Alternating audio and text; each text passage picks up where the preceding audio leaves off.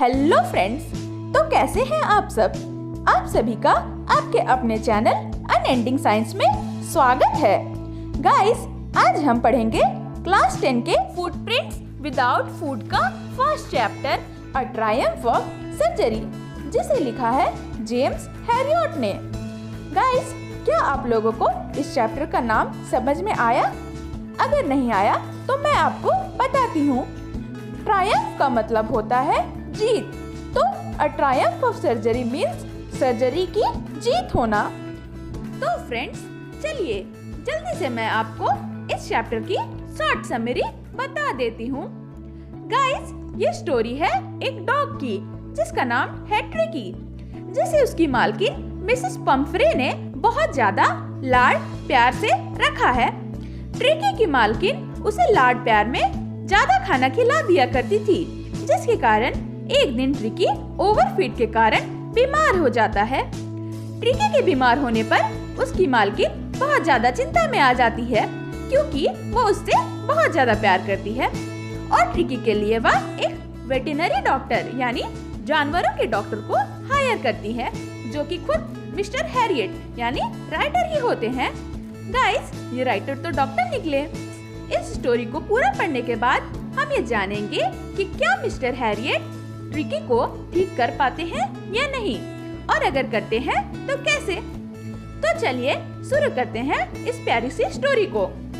Writer इस story को यह कहते हुए स्टार्ट करते हैं कि इस बार मैं ट्रिकी को लेकर बहुत ज्यादा चिंता में था, क्योंकि जब मैंने उसे उसकी मालकिन के साथ गली में देखा तो मैंने अपनी गाड़ी रोक दी और ट्रिकी का आकार मुझे झटका दे गया, क्योंकि वह एक फूले हुए कबाब के जैसा मोटा हो चुका था।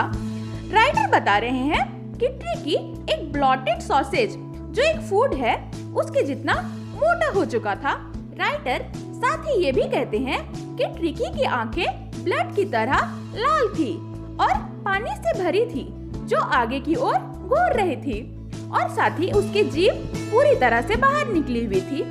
अब मिसेस पंफ्रे जल्दी में मिस्टर हैरियट को बताती है कि ट्रिकी बहुत लिस्टलेस हो चुका है, यानी ट्रिकी में उत्साह की काफी कमी आ गई है और ऐसा लगता है कि ट्रिकी में कोई एनर्जी बची ही नहीं, और इसलिए मुझे लगने लगा कि ट्रिकी माल न्यूट्रिशन का शिकार हो गया है।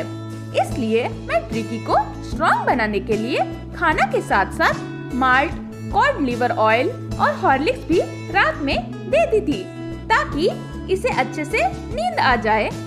तो गाइस, आप देख रहे हैं ना कि ट्रिकी की तो मौज ही मौज थी। तो अब मिस्टर हैरियट पूछते हैं कि क्या तुमने ट्रिकी के खाने में मीठी चीजों को देना बंद किया, जैसे मैंने तुम्हें पहले बताया था? तो मिसेस पंफ्रे राइटर को रिप्लाई देते हुए ये कहती है कि ओह, मैंने थोड़ा सा कम किया था, लेकिन मुझे ट्रिकी इतना कमजोर लगने लगा कि मुझे उस पर दया आ गई, और साथ ही उसे आइसक्रीम, केक और चॉकलेट बहुत ज्यादा पसंद था, इसलिए मैं उसे मना नहीं कर पाई। अब मिस्टर हैरियट ट्रिकी की ओर दोबारा देखते हुए सोचते हैं कि ट्रिकी की बस एकमात्र गलती है उसकी लालच, क्योंकि वह कभी भी खाना खाने से मना नहीं कर सकता था। यह सोचते हुए राइटर मिसेस पंफ्रे से पूछते हैं कि क्या आप ट्रिकी को हमेशा एक्सरसाइज कराती हैं?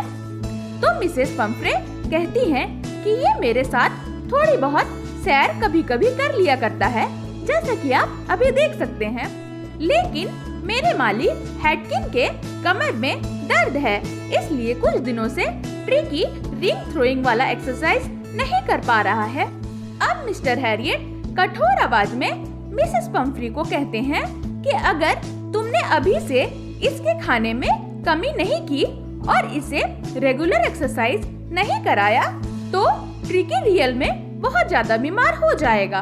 राइटर को जवाब देते हुए मिसेस पंफ्रे कहती हैं, ओह मिस्टर हैरियट, मैं करूंगी, और साथ ही कहती हैं, आप बिल्कुल सही बोल रहे हैं, लेकिन ये बहुत मुश्किल है मेरे लिए, और इतना कहकर उदास मन से सर झुकाकर वहाँ से चली जाती हैं।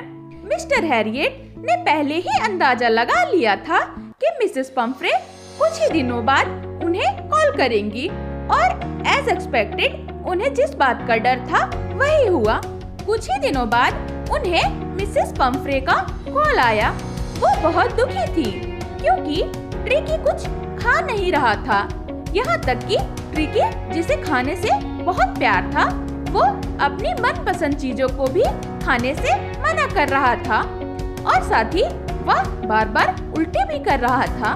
ट्रिकी पूरी तरह से सुस्त भी हो चुका था। तो चूंकि मिस्टर हैरियट ने पहले ही इसका अंदाजा लगा लिया था कि ऐसा होने वाला है, इसलिए उन्होंने एक प्लान पहले से बनाकर रखा था। उन्होंने ये सोचा था कि ट्रिकी को घर से दूर रखना ही उसका एकमात्र उपाय है। इसलिए उन्होंने मिसेस पंफ्री को सलाह दी कि कुछ दिनों के लिए वे ट्रिकी को हॉस्पिटलाइज्ड कर दे। मिस्टर हैरियट की ये बात सुनते ही मिसेस पंफ्री पूरी तरह से उदास हो गई। उन्हें ये विश्वास था कि अगर ट्रिकी उन्हें डेली नहीं देखेगा तो वह तड़प तड़प कर मर जाएगा। ये सब सुनने के बाद भी मिस्टर हैरियट ने अपनी कठोरता बनाए रखी क्योंकि ट्रिकी बहुत बीमार था और उन्हें ये पता था कि एक्चुअली में ट्रिकी को बचाने का एक यही उपाय है। इसलिए उन्होंने बिना देरी किए छोटे से ट्रिकी को कंबल में लपेटकर अपनी कार की तरफ ले जाने लगे और बेचारी मिसेस पंफ्रे रोते रोते उनके पीछे जाने लगी। मिसेस पंफ्रे के साथ साथ उनके घर के सभी स्टाफ्स ट्रिकी के ढेर सारी फेवरेट चीजें लाने लगे ताकि मिस्टर हैरियट उसे भी अपने साथ लेकर जाए। लेकिन मिस्टर हैरियट को ये पता था कि इतनी सारी चीजें वे अपने साथ नहीं ले जा सकते, इसलिए वे ट्रिकी को कार में बैठाकर कार स्टार्ट करके जाने लगे। कुछ दूर जाने के बाद मिस्टर हैरियट अपनी कार के शीशे में देखते हैं कि सभी की आंखों में आंसू थे। अब राइटर ट्रिकी की तरफ देखकर उसकी पीठ थपथपाते हैं, जिसके बाद ट्रिकी भी एक ब्रेव एफर्ट के साथ अपनी पूंछ हिलाता है। राइटर को विश्वास था कि उन्हें ट्रिकी का इलाज पता है। अब जैसे ही मिस्टर हैरियट ट्रिकी को लेकर सर्जरी के लिए हॉस्पिटल जाते हैं तो वहाँ के डॉग्स दौड़कर उनके पास आते हैं और जब मिस्टर हैरियट ट्रिकी को नीचे उतारते हैं तो वो एकदम ही चुपचाप बैठा रहता है कारपेट पे। ट्रिकी के नीचे आते ही सारे कुत्ते उसे सूंघने लगते हैं, जिसके बाद वो कुत्ते ट्रिकी में कोई इंटरेस्ट नहीं दिखाते। मिस्टर हैरियट ट्रिकी के लिए बेड बनाते हैं जहाँ पर सारे डॉग्स सोया करते थे।